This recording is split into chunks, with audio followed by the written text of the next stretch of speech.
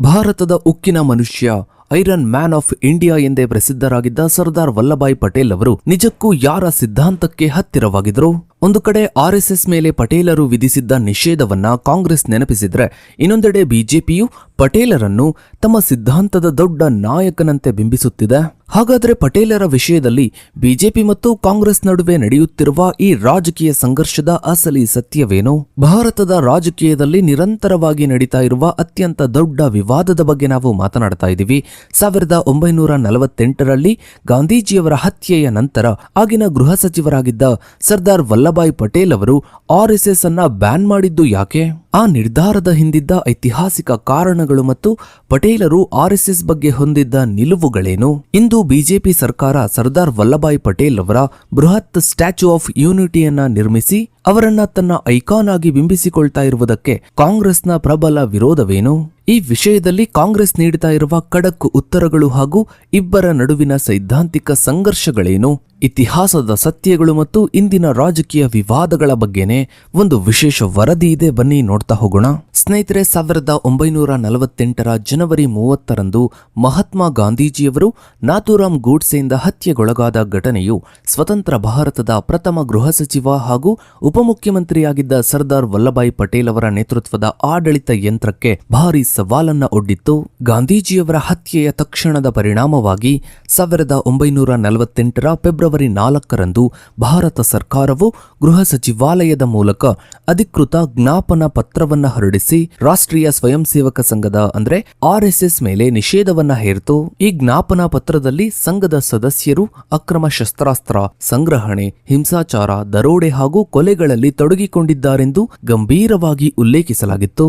ಸಂಘವು ಪ್ರಚೋದಿಸಿದ ಹಿಂಸೆಯ ವಾತಾವರಣವೇ ಗಾಂಧೀಜಿಯವರ ಅಕಾಲಿಕ ನಿಧನಕ್ಕೆ ಪ್ರತ್ಯಕ್ಷ ಹಾಗೂ ಪರೋಕ್ಷ ಕಾರಣವಾಯಿತು ಎಂದು ಪಟೇಲರ ಮಾರ್ಗದರ್ಶನದಲ್ಲಿದ್ದ ಗೃಹ ಸಚಿವಾಲಯವು ಸ್ಪಷ್ಟವಾಗಿ ಮೌಲ್ಯಮಾಪನವನ್ನ ಮಾಡಿತು. ಗಾಂಧೀಜಿಯವರ ಹತ್ಯೆಯ ತನಿಖೆ ಮತ್ತು ಆರ್ಎಸ್ಎಸ್ ಮೇಲಿನ ನಿಷೇಧದ ಅವಧಿಯಲ್ಲಿ ಸರ್ದಾರ್ ಪಟೇಲರು ಬರೆದ ಪತ್ರಗಳು ಈ ಐತಿಹಾಸಿಕ ವಿವಾದದ ನೈಜ ಸ್ವರೂಪವನ್ನ ಬಿಚ್ಚಿಡುತ್ತವೆ.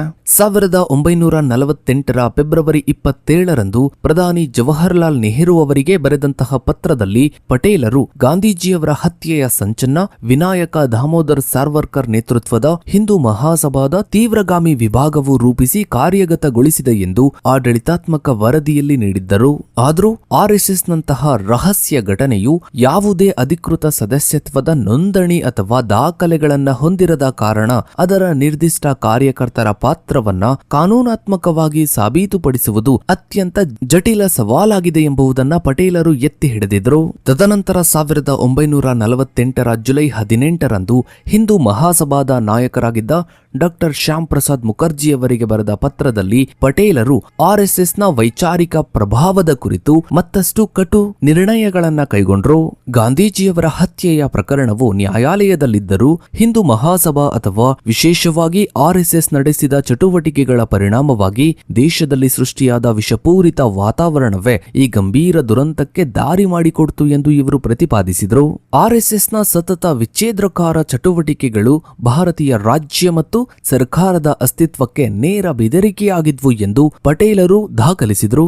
ಅಷ್ಟೇ ಅಲ್ಲದೆ 1948ರ ಸೆಪ್ಟೆಂಬರ್ 19ರಂದು ಆರ್ಎಸ್ಎಸ್ನ ಸರಸಂಘ ಚಾಲಕ ಎಂಎಸ್ ಗೋಳ್ವಾಲ್ಕರ್ ಅವರಿಗೆ ಪಟೇಲರು ನೇರವಾಗಿ ಬರೆದ ಪತ್ರವು ಸಂಘದ ವೈಚಾರಿಕ ಸ್ವರೂಪದ ಮೇಲಿನ ಅಧಿಕೃತ ವಿಮರ್ಶೆಯಾಗಿದೆ.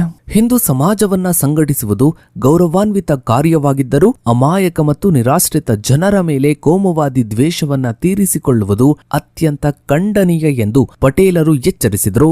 ಸಂಘದ ನಾಯಕರ ಪ್ರಚೋದನಾತ್ಮಕ ಭಾಷಣಗಳು ಕೋಮುವಾದಿ ವಿಷದಿಂದ ಕೂಡಿದ್ದವು ಹಾಗೂ ಗಾಂಧೀಜಿಯವರ ಹತ್ಯೆಯ ನಂತರ ಆರ್ಎಸ್ಎಸ್ ಕಾರ್ಯಕರ್ತರು ಸಿಹಿ ಹಂಚಿ ಸಂಭ್ರಮಿಸಿದ್ದು ಸಾರ್ವಜನಿಕರಲ್ಲಿ ತೀವ್ರ ಆಕ್ರೋಶಕ್ಕೆ ಕಾರಣವಾಗಿತ್ತು ಎಂಬುದನ್ನು ಪಟೇಲರು ಸ್ಪಷ್ಟವಾಗಿ ನೆನಪಿಸಿದರು. ಇನ್ನು ಸ್ನೇಹಿತರೆ, ಆರ್ಎಸ್ಎಸ್ ಮೇಲಿನ ನಿಷೇಧವು 1948ರ ಫೆಬ್ರವರಿ 4ರಿಂದ 1949ರ ಜುಲೈ 12ರವರೆಗೆ ಜಾರಿಯಲ್ಲಿದ್ದು ತದನಂತರ ತೆರವುಗೊಳ್ತು. ಆದರೆ ಈ ನಿಷೇಧ ತೆರವು ಪ್ರಕ್ರಿಯೆಯು ಯಾವುದೇ ಬೇಷರತ್ತಾದ ಮಾಫಿಯಲ್ಲ, ಬದಲಾಗಿ ಸರ್ದಾರ್ ಪಟೇಲ್ ನೇತೃತ್ವದ ಗೃಹ ಸಚಿವಾಲಯವು ಅಂದಿನ ಸಂಘದ ನಾಯಕತ್ವಕ್ಕೆ ವಿಧಿಸಿದ್ದ ಕಟ್ಟುನಿಟ್ಟಿನ ಆಡಳಿತಾತ್ಮಕ ಮತ್ತು ಸಂವಿಧಾನಾತ್ಮಕ ಷರತ್ತುಗಳ ಫಲಿತಾಂಶವಾಗಿತ್ತು. ಗೋಲ್ವಾಲ್ಕರ್ ಅವರು ಜೈಲಿನಿಂದ ಪಟೇಲರು ಮತ್ತು ನೆಹರು ಅವರಿಗೆ ಸತತವಾಗಿ ಬರೆದ ಪತ್ರಗಳಲ್ಲಿ ನಿಷೇಧವನ್ನ ಹಿಂಪಡೆಯುವಂತೆ ವಿನಂತಿಸಿಕೊಂಡಾಗ ಸರ್ಕಾರವು ಸ್ಪಷ್ಟವಾದ ಸಂವಿಧಾನಿಕ ಚೌಕಟ್ಟನ್ನ ನಿಗದಿಪಡಿಸಿತು. ಗೃಹ ಕಾರ್ಯದರ್ಶಿ HVR ಅಯ್ಯಂಗರ್ ಹಾಗೂ ಮಧ್ಯಸ್ಥಿಕೆ ವಹಿಸಿದ್ದ TR ವೆಂಕಟರಾಮ ಶಾಸ್ತ್ರಿ ಅವರ ಮುಖಾಂತರ ನಡೆದ ಸಂವಹನಗಳ ಪರಿಣಾಮವಾಗಿ RSS ಪ್ರಮುಖ ರಾಜಕೀಯ ಬದಲಾವಣೆಗಳಿಗೆ ಒಪ್ಪಿಕೊಳ್ಳಬೇಕಾಯಿತು. ಮೊದಲನೇದಾಗಿ ಸಂಘವು ತನ್ನದೇ ಆದ ಲಿಖಿತ ಹಾಗೂ ಪ್ರಕಟಿತ ಸಂವಿಧಾನವನ್ನ ಹೊಂದಿರಬೇಕು ಎಂಬುದು ಸರ್ಕಾರದ ಪ್ರಮುಖ ಷರತ್ತಾಗಿತ್ತು. ಎರಡನೆಯದಾಗಿ RSS ತನ್ನ ಚಟುವಟಿಕೆಗಳನ್ನ ಕೇವಲ ಸಾಂಸ್ಕೃತಿಕ ಕ್ಷೇತ್ರಗಳಿಗೆ ಸೀಮಿತಗೊಳಿಸಬೇಕು ಮತ್ತು ಯಾವುದೇ ರೀತಿಯ ನೇರ ರಾಜಕೀಯ ಚಟುವಟಿಕೆಗಳಲ್ಲಿ ಭಾಗವಹಿಸಬಾರದು ಎಂದು ನಿರ್ಬಂಧಿಸಲಾಯಿತು. ಅಂದ್ರೆ ಇವತ್ತು RSS ನಾವು ರಾಜಕೀಯ ಮಾಡೋದಿಲ್ಲ, ನಾವೇ ಬೇರೆ, ಬಿಜೆಪಿ ಅಂದ್ರೆ ರಾಜಕೀಯ ಪಕ್ಷವಾದ ಬಿಜೆಪಿನೇ ಬೇರೆ ಅಂತ ಹೇಳುತ್ತಲ್ಲ, ಇದು ಇವರು ಹೇಳ್ತಾ ಇರೋದಲ್ಲ. ಅವತ್ತು ಸರ್ದಾರ್ ವಲ್ಲಭಾಯ್ ಪಟೇಲ್ ಅವರು ಹಾಕಿಕೊಟ್ಟಂತಹ ಕಟ್ಟುನಿಟ್ಟಿನ ನಿಯಮವಾಗಿದೆ. ಮೂರನೆಯದಾಗಿ ಹಿಂಸಾಚಾರ ಮತ್ತು ರಹಸ್ಯ ಕಾರ್ಯಾಚರಣೆ ವಿಧಾನಗಳನ್ನು ಸಂಪೂರ್ಣವಾಗಿ ತ್ಯಜಿಸಬೇಕು ಹಾಗೂ ಪ್ರಜಾಸತ್ತಾತ್ಮಕ ತತ್ವಗಳ ಆಧಾರದ ಮೇಲೆ ಸಂಘವನ್ನ ಮುನ್ನಡೆಸಬೇಕು ಎಂದು ಪಟೇಲರು ಆಜ್ಞೆಯನ್ನ ಮಾಡ್ತಾರೆ. ನಾಲ್ಕನೆಯದಾಗಿ ಭಾರತದ ಸಂವಿಧಾನಕ್ಕೆ ಪೂರ್ಣ ನಿಷ್ಠೆ ಹಾಗೂ ರಾಷ್ಟ್ರಧ್ವಜವಾದ ತ್ರಿವರ್ಣ ಧ್ವಜಕ್ಕೆ ಸ್ಪಷ್ಟ ಗೌರವವನ್ನ ಸಲ್ಲಿಸುವುದನ್ನು ಸಂಘವು ತನ್ನ ಸಂವಿಧಾನದಲ್ಲಿ ಸೇರಿಸಿಕೊಳ್ಳುವುದನ್ನ ಕಡ್ಡಾಯಗೊಳಿಸಲಾಯಿತು. ಈ ಷರತ್ತುಗಳನ್ನ ಒಳಗೊಂಡ RSSನ ಲಿಖಿತ ಸಂವಿಧಾನದ ಕರಡನ್ನು ಪರಿಶೀಲಿಸಿದ ನಂತರವೇ 1949ರ ಜುಲೈ 11ರಂದು ಸರ್ಕಾರಿ ಪ್ರಕಟಣೆಯ ಮೂಲಕ ನಿಷೇಧವನ್ನ ರದ್ದುಗೊಳಿಸಲಾಯಿತು. ಈ ನಿಷೇಧದ ಅನುಭವವು RSS ನಾಯಕತ್ವಕ್ಕೆ ಹೊಸ ರಾಜಕೀಯ ಸತ್ಯವನ್ನ ಮನವರಿಕೆ ಮಾಡಿಕೊಡ್ತು. ಸಂಸತ್ತಿನಲ್ಲಿ ಅಥವಾ ರಾಜಕೀಯ ವಲಯದಲ್ಲಿ ತನಗೆ ಸೈದ್ಧಾಂತಿಕ ರಕ್ಷಣೆಯನ್ನ ನೀಡುವ ರಾಜಕೀಯ ಶಕ್ತಿ ಇಲ್ಲದೆ ತಾನು ಉಳಿಯಲು ಸಾಧ್ಯವಿಲ್ಲ ಎಂಬುದನ್ನ ಅರಿತ ಸಂಘವು 1951ರಲ್ಲಿ ಡಾಕ್ಟರ್ ಶ್ಯಾಮ್ ಪ್ರಸಾದ್ ಮುಖರ್ಜಿಯವರ ನೇತೃತ್ವದಲ್ಲಿ ಭಾರತೀಯ ಜನಸಂಘ ಸ್ಥಾಪನೆಗೆ ಚಾಲನೆಯನ್ನ ನೀಡಿತು. KR ಮಲ್ಕನಿಯವರಂತಹ ಸೈದ್ಧಾಂತಿಕ ಚಿಂತಕರ ಸಲಹೆಯಂತೆ RSS ತನ್ನ ಹಿರಿಯ ಪ್ರಚಾರಕರಾದ ದೀನ್ ದಯಾಳ್ ಉಪಾಧ್ಯಾಯ, ಬಲರಾಜ್ ಮಧೋಕ್ ಮತ್ತು ಅಟಲ್ ಬಿಹಾರಿ ವಾಜಪೇಯಿ ಅವರನ್ನ ಜನಸಂಘಕ್ಕೆ ನಿಯೋಜಿಸಿ ತನ್ನ ರಾಜಕೀಯ ಹಿತಾಸಕ್ತಿಗಳನ್ನ ಕಾಯ್ದುಕೊಳ್ಳುವ ತಂತ್ರವನ್ನ ಅನುಸರಿಸಿತು. ಇನ್ನು ಸ್ನೇಹಿತರೆ, ಈಗಿನ ಭಾರತೀಯ ರಾಜಕೀಯ ಕ್ಷೇತ್ರದಲ್ಲಿ ಪ್ರಧಾನಿ ನರೇಂದ್ರ ಮೋದಿ ನೇತೃತ್ವದ ಬಿಜೆಪಿ ಸರ್ಕಾರವು ಅಥವಾ ಬಿಜೆಪಿ ಪಾರ್ಟಿಯು ಸರ್ದಾರ್ ವಲ್ಲಭಾಯ್ ಪಟೇಲರ ಬಿಂಬವನ್ನ ರಾಷ್ಟ್ರೀಯ ಪುನರುತ್ಥಾನ ಹಾಗೂ ಏಕತೆಯ ಪರಮೋಚ್ಚ ಸಂಕೇತವಾಗಿ ಅಳವಡಿಸಿಕೊಂಡಿದೆ.